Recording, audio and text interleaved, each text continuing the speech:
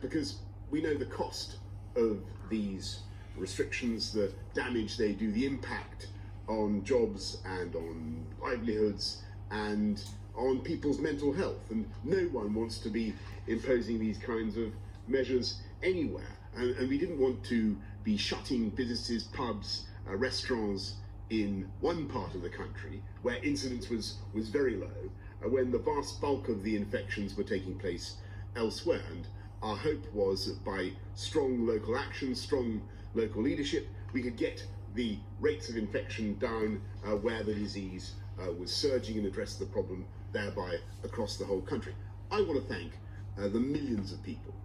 who've been putting up with these restrictions in their areas for so long.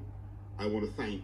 the local leaders who've stepped up and local communities, because as you can see from some of those charts, you know, that the R has been kept lower than it would otherwise have been, and there are signs that your work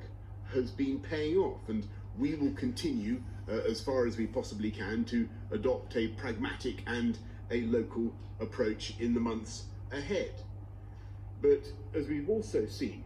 from those charts, we've got to be humble in the face of nature. And in this country, alas, as across much of Europe, the virus is spreading even faster than the reasonable worst case scenario of our scientific advisors,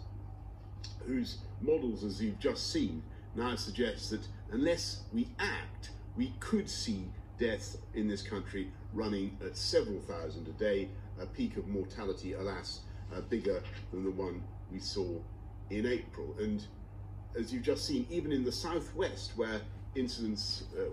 was so low, and still is so low, it's now clear, though, that the current projections mean that hospitals in the southwest will run out of capacity in just a matter of weeks unless we act. And let me explain why the overrunning of the NHS